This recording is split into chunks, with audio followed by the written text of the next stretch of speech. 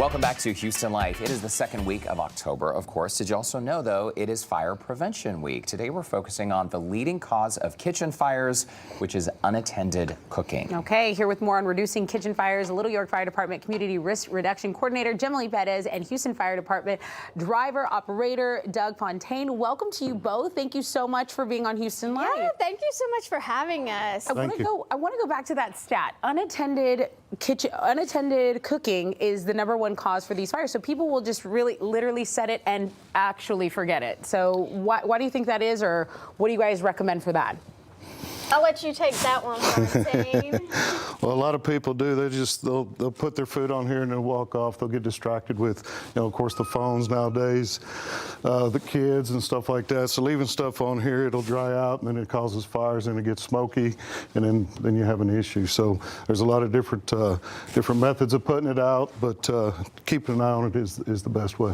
Wow. And also kitchen fires. We've seen videos online of kitchen fires that are actually made worse because people don't understand really how to snuff them out. So in the event a kitchen fire does happen, what are some tips to get that extinguished as quickly as possible? Yeah, so it depends on if you're cooking on the stove or the oven. So on the stove, we really want to focus on extinguishing the fire with a lid. Sometimes you could have some rice nearby, because we want to smother that flame. Okay. Now, when you're doing a stove, I know on TV a lot of the times you see the fire extinguisher, people going crazy. You don't want to do that. All you need to do is shut off your oven, close the door, and the heat, the lack of oxygen is actually going to put that fire out. So that's for a fire inside the oven. Also, water is not a good idea to try to put out a kitchen fire, especially not a grease fire. You can actually make it worse. Is that true? Definitely not a grease fire. So with grease fires, we want to make sure that we smother that fire out. Not with water, because when water goes into the hot oil, it actually can create a huge flame, much bigger than you thought you were going to make.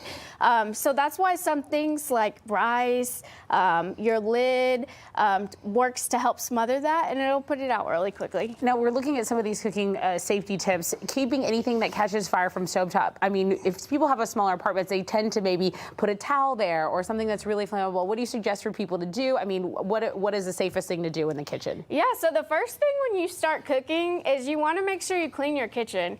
So as you can see, he had a couple of his towels. He had a few of his oven mitts. This can catch fire very quickly, especially if you're cooking with your kids, you're busy, you get distracted.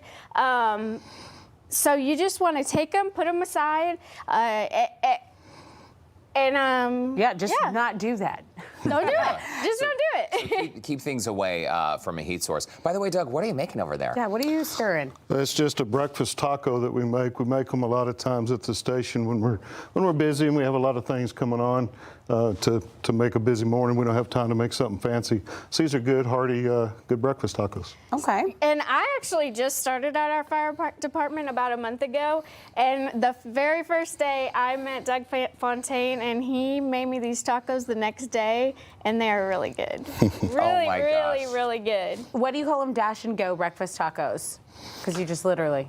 Well, they're simple, they're quick, and then we could get a run at any time. So you can make a taco, grab it, and run out to the truck on your run, and it still gets something in you. And it's very simple. I mean, Yes, ma'am. it's just eggs, it's sausage. You have a corn tortilla, put a little cheese on there. I mean, what's not to love? Really? Exactly. It's like a prerequisite, breakfast tacos for any Houston kitchen. There are the ingredients on your TV screen right there if you'd like to make them at home. Circling back to Fire Prevention Week. So, Gemily, 1922, so it's been 100 years since this week was observed. And I think a lot of us in our day-to-day, we don't really think about our homes burning, but if you watch KPRC 2 News at any time of the day, you see house fires happen all the time. Do you have any lasting safety tips that you could leave our viewers with, from smoke alarms to sleeping areas to the list goes on? Yeah, so one thing, not only when you're cooking, but just living from day to day, is making sure that your house has smoke alarms. Right. So we want to put one in the kitchen, outside of every bedroom. So you don't just want one, you want multiple ones. For the kitchen, we don't want it to be too close to the fire because it might go off. And then people become complacent at that that point when they keep on hearing the alarm and alarm. So you want to place it just outside your kitchen, far enough to where any of the smoke that's going up is not going to catch it. But our fire department does a push for fire alarms during the month of October, and we're actually giving out free smoke alarms to anyone who lives in our district. That's awesome. And if you don't live in our district, just give me a call. I'd be glad to put you in contact with the resources. That's It's so really nice. great. And changing out that battery, right? Yes. When you hear that beeping and stuff going on, not just pulling it off and forgetting about it like I have done in the past, but I'm not going to do Because that. people get annoyed by the chirp, but I mean, the best thing to do is get that battery replaced. And anyone who maybe is elderly, or if it's tough to get up there and replace that, call a friend, call me, call a neighbor, Yes. and replace those batteries, because you don't want to be in a situation where a fire Exactly. starts and you're not warned. Guys, I gotta say, I'm gonna grab one of these grab and goes, and I'm just gonna put a ton of salsa on it, and I'm gonna go for it.